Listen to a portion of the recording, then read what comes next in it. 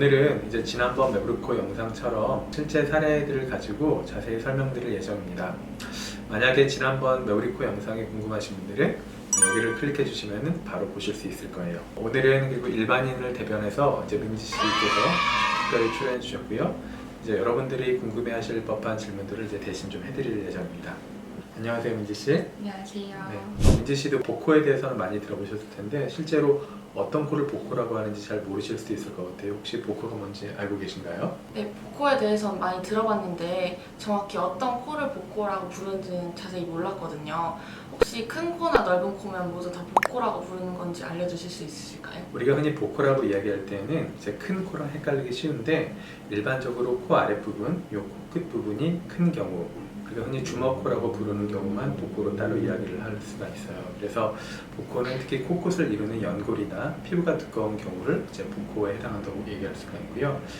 좀 더 자세히는 제가 자료화면과 함께 말씀드리도록 하겠습니다.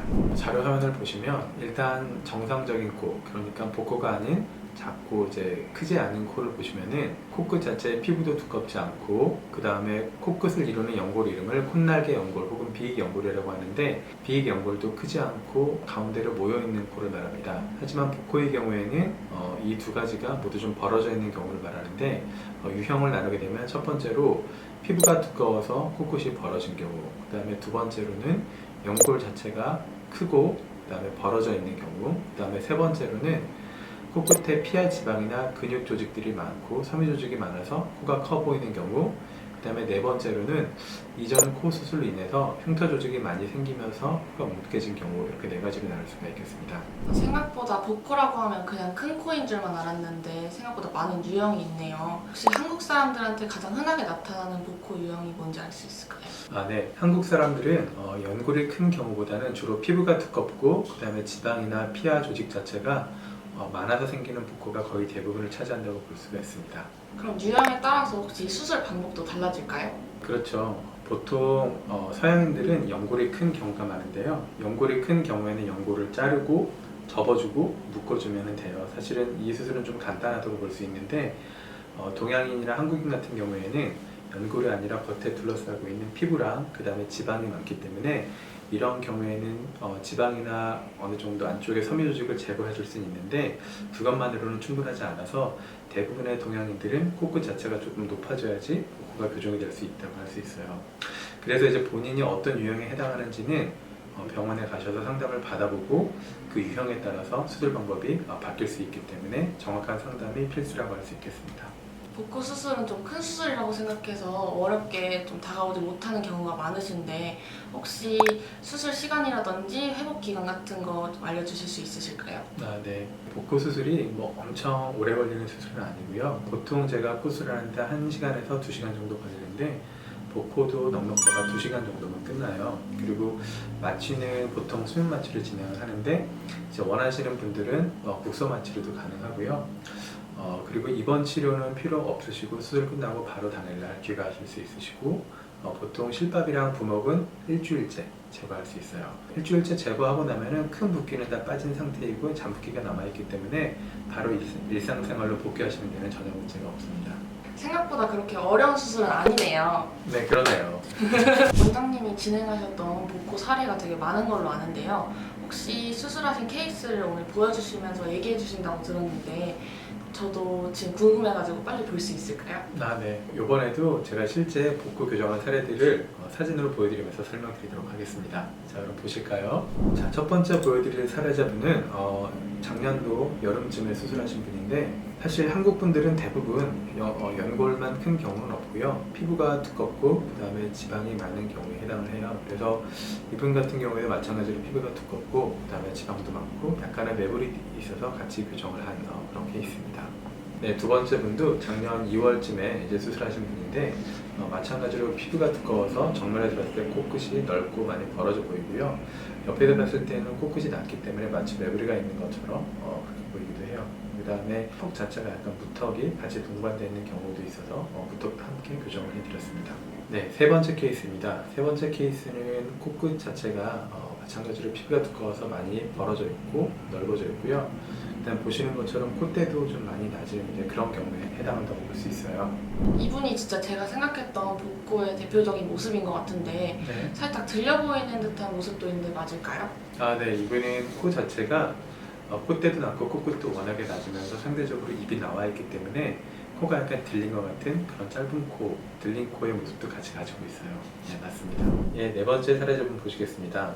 네 번째 사례자분은 올 초에 수술한 분인데 코끝 자체가 많이 낮고 피부도 매우 두꺼운 전형적인 복코라고 볼 수가 있어요. 특히 코끝 위쪽이 불룩해 보이는 이 느낌이 피부도 두껍고 지방이나 피하 조직도 많다는 간접적인 증거가 될 수 있습니다. 지금 본 것 이외에도 또 다른 복고 유형이 많을 텐데 혹시 유형별로 다른 복고 수술 방법에 대해서 말씀해 주실 수 있으실까요? 아, 그럼요. 예. 일반적으로 코는 앞전에 유형을 4가지 말씀드렸는데 사실은 딱 2가지만 생각하시면 돼요. 내가 속 안에 있는 연골이 큰가 혹은 겉에 둘러싸고 있는 피부나 지방이 두꺼운가를 생각하시면 돼요. 그래서 해결 방법도 크게 2가지로 나눌 수가 있는데 연골이 큰 경우에는 연골을 일부는 자르고 묶고 모아주고 하면 되는 거고요. 만약에 피부가 두껍다라고 하면은 이 경우에는 안에 있는 연골을 아무리 잘라도 피부 자체가 붙지 않기 때문에 피부가 두꺼울 경우에는 안에 있는 지방이나 근육은 제거를 해주면서 코끝 자체가 높아져야지 이 피부 코 자체가 좀 줄어들 수가 있어요.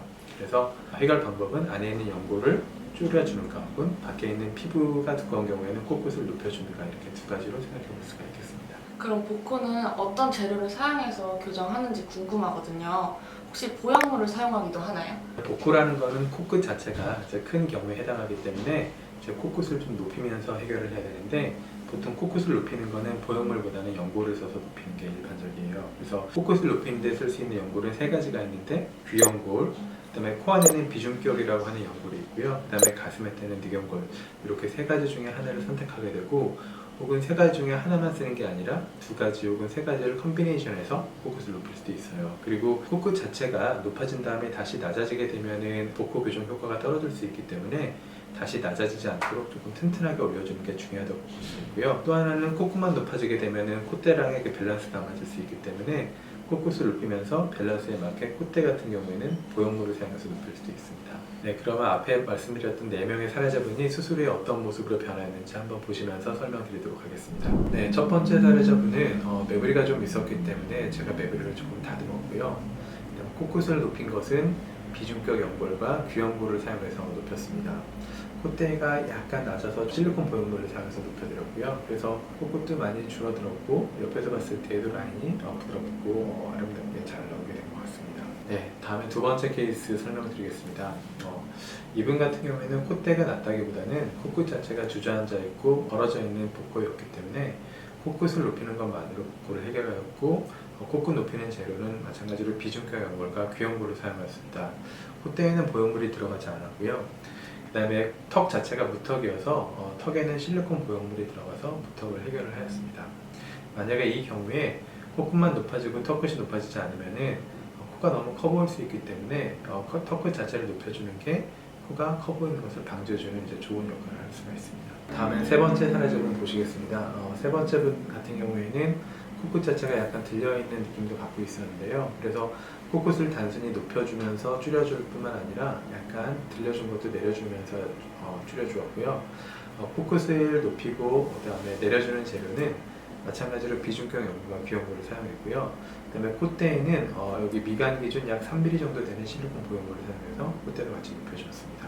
예, 마지막으로 4번째 사례자분 보시겠습니다. 이분 같은 경우에는 상당히 좀 화려한 코를 원하셨던 분인데요. 코끝을 그래도 좀 다른 사람들에 비해서 많이 높였고 마찬가지로 코끝을 높이는 재료는 비중격 연골과 귀연골을 사용하고요.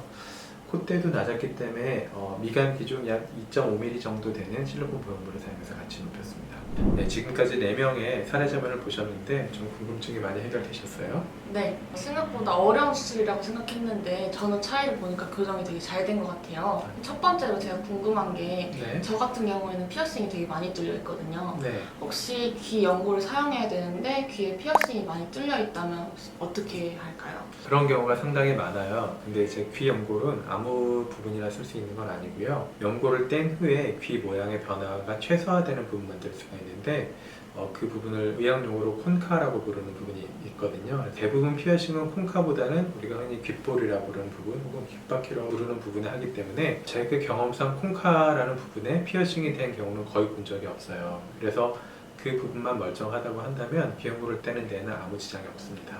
그럼 혹시 귀에서 콩카라는 부분이 어떤 부위인지 설명해 주실 수 있을까요? 사진을 보면서 설명드리면 여기 이 부분과 이 부분이 콩카고 이 부분은 연고를 많이 띄어도 귀의 모양에 큰 지장을 주지 않기 때문에 이 부분을 주로 사용하고 있습니다. 튀어나온 부분은 연고를 떼게 되면 거기가 꺼지기 때문에 귀 모양이 변하는데 푹 들어간 부분은 거기를 떼더라도 어차피 꺼져 있는 부분이기 때문에 귀 모양에 큰 변화가 없어요. 그럼 혹시 귀연골 대신에 코끝에 사용할 수 있는 재료는 또 뭐가 있을까요? 제가 앞전에 설명드렸던 대로 연고를 쓸 수 있는데 귀연골 말고도 제 코 안에 있는 비중격 연골이나 아니면 가슴에서 떼는 자가늑연골을 쓸 수도 있고요. 사실은 그 외에도 이제 내거 자가늑연골을 떼는 게 좀 부담스러운 분들은 다른 사람, 주로 사체에서 떼게 되는데 사체에서 뗀 기증늑연골이라는 재료를 쓰기도 하고요. 그 다음에 이제 생체 재료가 아니라 인공 재료인 의료용 일종의 플라스틱 같은 건데 이제 메쉬나 매드포라는 재료를 쓰기도 합니다. 하지만 저는 인공 재료보다는 주로 생체 재료를 많이 사용하는 편입니다.